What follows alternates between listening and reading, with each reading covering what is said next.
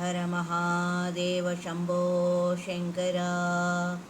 ఓం నమ శివాయ. ఓం నమ శివాయ. ఓం నమ శివాయ. ఇవాళ ఏకాదశి, పరివర్తన ఏకాదశి అని చెప్పారు.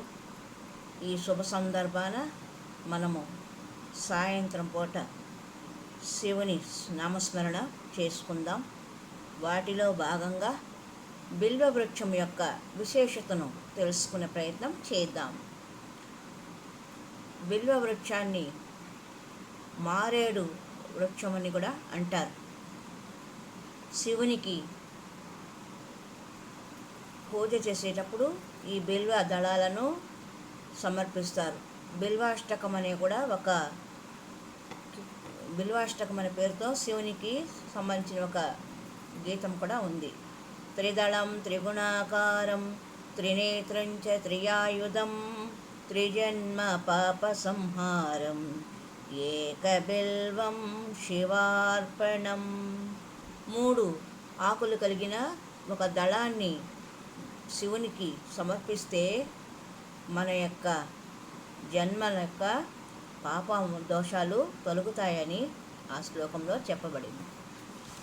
మారేడు వృక్షము లేదా బిల్వ వృక్షం, ఇది వెలగ అనే వ్యావహారిక నామంతోనూ ప్రసిద్ధి. మారేడు వృక్షం లేదా బిల్వ వృక్షం మన దేవతలలో ఒకరైన మహాశివునికి అత్యంత ఇష్టం. మారేడు దళాలు లేకుండా శివార్చన లేదు. భారతీయులకు మారేడు వృక్షము చాలా పవిత్రమైనది.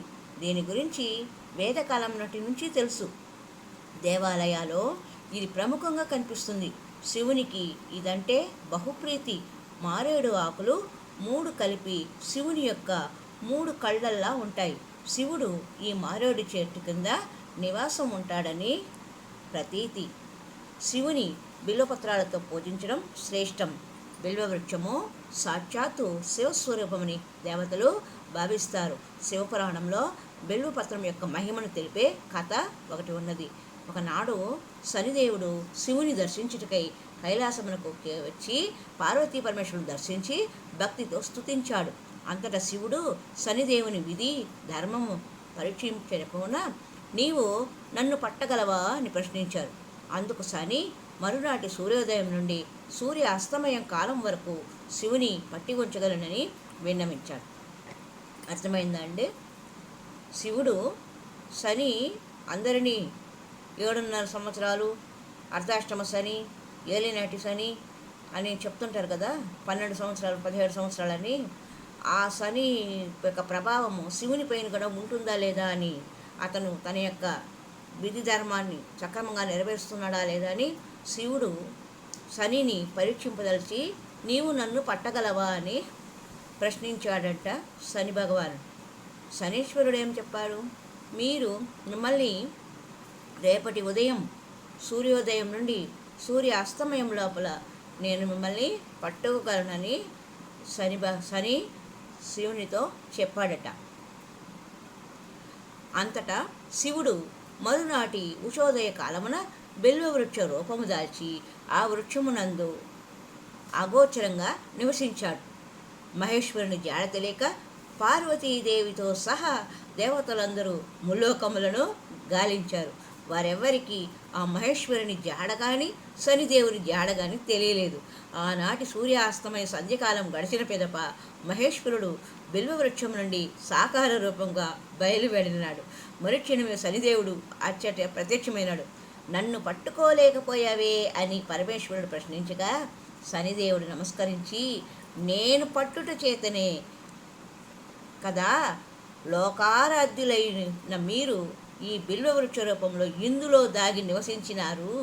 శనిదేవుని విధి నిర్వహణకు భక్తి ప్రపత్తులకు మెచ్చిన శివుడు ఈశ్వరుడినైన నన్నే కొద్ది కాలము పట్టి నాయందే నీవు వసించి ఉండుట చేత నేటి నుండి నీవు శనీశ్వరుడు అని పేరు ప్రసిద్ధి పొందగలవు.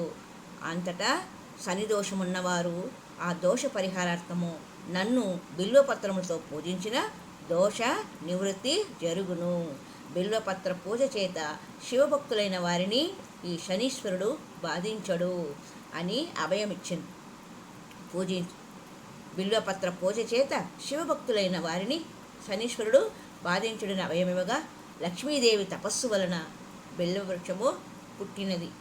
ఈమెను లక్ష్మీదేవిని బిల్వ నిలయ అని పిలుస్తారు. బ్రహ్మ వర్చస్సు పొందడానికి సూర్యుని యొక్క మెప్పు కోసం చేసే కామ్య యాగంలో బిల్వ కొయ్యను యూపస్తంభముగా నాటుతారు. అశ్వమేధ యాగంలో ఇలాంటి బిల్వ యూపములను 6 ప్రతిష్ఠించుతారు. మారేడు దళాన్ని సోమవారం, మంగళవారం, ఆరుద్ర నక్షత్రం, సంధ్యా సమయము, రాత్రి వేళలందు, శివరాత్రి రోజున, సంక్రాంతి రోజున, పండుగల సమయాన కోయకూడదు.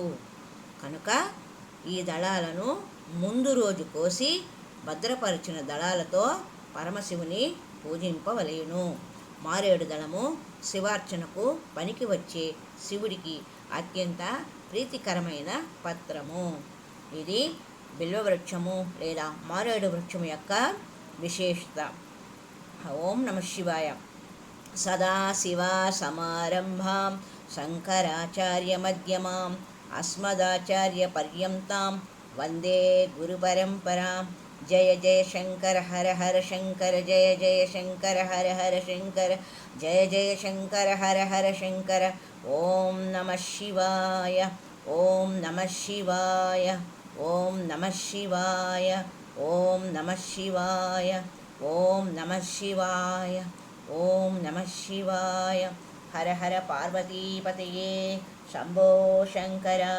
సాంబ సదా శివ, సాంబ సదా శివ, సాంబ సదా శివ, సాంబ శివ, సాంబ సదా శివ, సాంబ సదా శివ, సాంబ సదా శివ, సాంబ శివ. అద్భుత విగ్రహ అమరాధీశ్వర అగణిత గుణగణ సేవ్య శివ. సాంబ సదా శివ, సాంబ సదా శివ, సాంబ సదా శివ, సాంబ శివ, సాంబ సదా శివ, సాంబ సదా శివ, సాంబ సదా శివ, సాంబ శివ. ఓం నమః శివాయ.